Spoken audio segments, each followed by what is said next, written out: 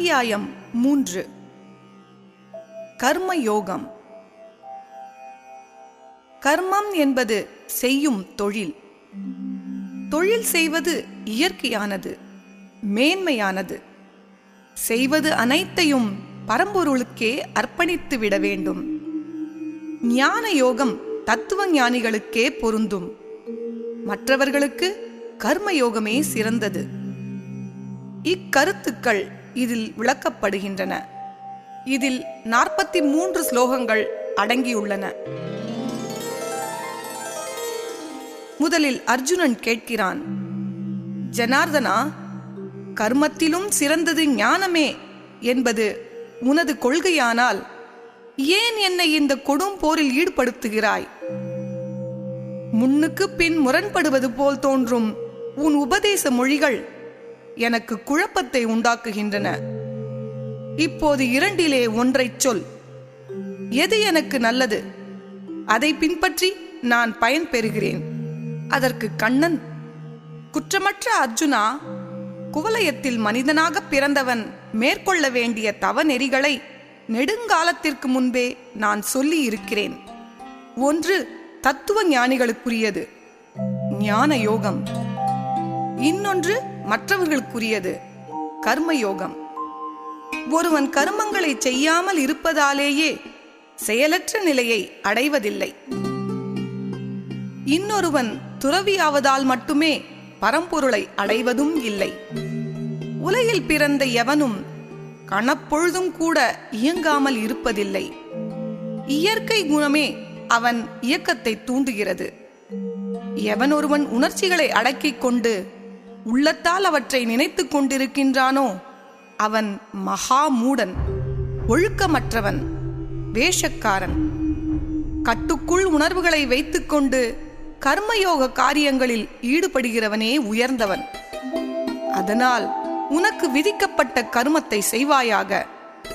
இல்லையெனில் உடம்பே உனக்கு பாரமாகும்.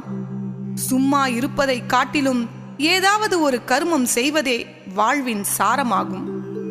கர்மத்தை எப்படி செய்வது என்பதை சொல்கிறேன். எந்த தொழிலையும் ஈஸ்வர கடமை என்றே செய்ய வேண்டும். பயன் கருதி செய்யும் தொழில்தான் உலகை பிணித்திருக்கும் விலங்கு. சிருஷ்டி துவக்கத்தில் பிரம்மதேவன் ஒரு யாகம் நடத்தி மனிதர்களை படைத்து அவர்களை பார்த்து சொன்னான், பல்கி பெருகுங்கள். யாகம் உங்கள் ஆசைகளை நிறைவேற்றும் காமதேனுவாக இருக்கட்டும். நீங்கள் தேவர்களை வழிபடுங்கள். அவர்கள் உங்களுக்கு வளங்களை பொழியட்டும். இவ்விதம் பரஸ்பரம் பேணி பெருநன்மை அடையுங்கள். யாகம் செய்து தேவர்களை பேணுங்கள். நீங்கள் விரும்பும் சுகங்களை அவர்கள் தருவார்கள். அவர்கள் கொடுத்ததை அவர்களுக்கு நிவேதனம் செய்யாமல் உண்பவன் திருடன். எனவே யாகத்தில் மிஞ்சியதை உண்ணும் நல்லவர்கள் பாவங்களிலிருந்தும் விடுபடுகின்றனர். ஆனால் தமக்கு மட்டுமே சமைத்துண்ணும் பாவிகள் பாவத்தை உண்கிறார்கள். உணவிலிருந்து உயிர்கள் உண்டாகின்றன. மழையிலிருந்து உணவு உற்பத்தியாகிறது. மழை வேள்வியினால் உருவாகிறது. யாகம் மனிதனின் செயலால் உண்டானது. இந்த செயல் வேதத்தில் உதித்தது.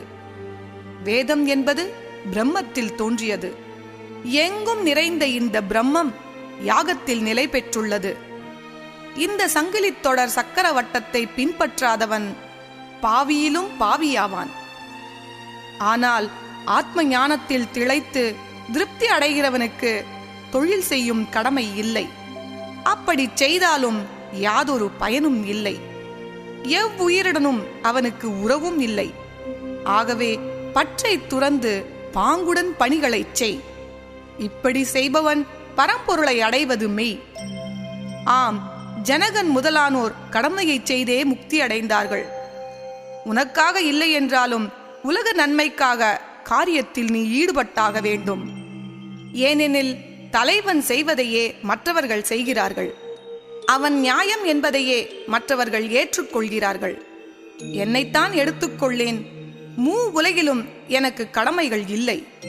இனி அடைய வேண்டிய உடைமைகள் இல்லை. ஆனாலும் நான் விடாமல் இயங்கிக் கொண்டே இருக்கிறேன். எனக்கென்ன என்று நான் எதுவுமே செய்யாமல் இருந்தால் என்ன ஆகும்? என்னை பின்பற்றி எல்லா மனிதர்களும் எதுவுமே செய்யாமல் சும்மாவே இருப்பார்கள். இதனால் உலகங்களெல்லாம் அழிந்து போகும், ஜாதிகளெல்லாம் கலந்து போகும், மனித இனமே குலைந்து போகும். பரதகுமரா, பாமர மக்கள் பொருளாசையால் தொழில் செய்கிறார்கள். அறிவாளன் உலக நன்மைக்காக ஆசையற்றவனாய் தொழில் செய்ய வேண்டும். அப்பாவி மக்கள் உள்ளத்தில் அவன் தடுமாற்றத்தை உண்டாக்கக்கூடாது. அனைத்து தொழில்களிலும் அவன் ஈடுபட்டு மற்றவர்களையும் ஈடுபடுத்த வேண்டும். இயற்கையின் உந்துதல்தான் உலகின் தொழில்களை இயக்குகிறது. ஆனால் ஆணவ மனிதனோ நான் செய்தேன் என்று குதிக்கிறான். உண்மை அறிஞன்தான் அது இயற்கையின் செயல் என்றுணர்ந்து ஆசையை துறக்கிறான். ஆசை மிகுதியால் தொழில் செய்யும் மந்த புத்திக்காரர்களை அறிஞன் குழப்பக்கூடாது. இந்த என் மத கோட்பாட்டை பின்பற்றுகிறவர்கள் வினைகளிலிருந்து விடுபடுவார்கள். பொறாமையால் இதை பின்பற்றாமல் இகழும் மூடர்கள் அழிந்து படுவார்கள். அனைத்து உயிர்களுமே இயற்கையின் நியதிப்படி இயங்குகின்றன. அறிஞனும் கூட தன் இயல்புப்படிதான் நடக்கிறான். அதை தடுப்பதில் பயனில்லை. அந்தந்த புலனுக்கு அந்தந்த நுகர்ச்சிகளில் விருப்பு வெறுப்புகள் இருக்கின்றன. அந்த விருப்பு வெறுப்புகள் கட்டுக்குள் இல்லை என்றால் அவையே அவனை அழிக்கும் எதிரிகள். மேலும் பிறனுக்குரிய தொழிலை நன்கு நுட்பத்துடன் செய்வதை காட்டிலும் தனக்குரிய தொழிலை தரங்குன்றவே செய்தாலும் கூட அதுவே உயர்ந்தது. சுய தர்மத்தை நிறைவேற்றுவதில் ஒருவன் இறந்தாலும் அதுவே சிறந்தது. பரதர்மத்தை செய்வதோ மிகவும் ஆபத்தானது. ஆகையால் அர்ஜுனா, நீ செய்யும் காரியத்தை எனக்கே அர்ப்பணித்துவிடு. அது உன்னுடையது என்ற எண்ணத்தை நீக்கிவிடு. குழப்பங்கள் அனைத்தையும் போக்கிவிடு. பொங்கி எழுந்து போரிட புறப்படு. இதை கேட்ட அர்ஜுனன், விஷ்ணிகுல கிருஷ்ணா, மனிதன் தான் விரும்பாவிட்டாலும் பலவந்தமாக ஏவப்பட்டு பாவப்பட்ட செயல் செய்கிறானே, அது ஏன்? இதற்கு பதிலாக கண்ணன், காமமும் குரோதமும் தான் அதற்கு காரணம். அது மயக்கத்தில் பிறக்கிறது, பெருந்தீனி தின்கிறது. அதுதான் உனக்கு பகை என்பதை தெரிந்து கொள். நெருப்பை சூழ்ந்திருக்கும் புகையைப் போல், கண்ணாடியில் படிந்திருக்கும் கரையைப் போல், கருவை மூடியிருக்கும் கர்ப்ப பையைப் போல் ஆசையானது ஞானத்தை சூழ்ந்திருக்கிறது. ஆசையே ஞானத்தின் நித்திய வைரி. அது காம வடிவம் கொண்டது, நிரப்பவே முடியாதது. புலன்களும் புத்தியும் மனமும் தான் இந்த ஆசையின் இருப்பிடம். இவை அறிவை மறைத்து மனிதனை மயங்க வைக்கின்றன. ஆகவே பரதகுலச் செல்வா, முதலில் நீ புலன்களை அடக்கி காமத்தை அழித்துவிடு. உடம்பை காட்டிலும் புலன்கள் உயர்ந்தவைதான். ஆனால் அவற்றிலும் மேலானது மனம். அறிவோ மனதை விடச் சிறந்தது. அறிவை விட உயர்ந்தது ஆத்மா. அந்த ஆத்மாவை அறிந்து கொண்டு ஆத்ம சக்தியால் உள்ளத்தை திறந்து கொண்டு வெள்ளற்கரிய காமம் எனும் பகையை கொன்றுவிடு, வென்றுவிடு. இத்துடன் 3ஆம் அத்தியாயம் நிறைவு பெற்றது.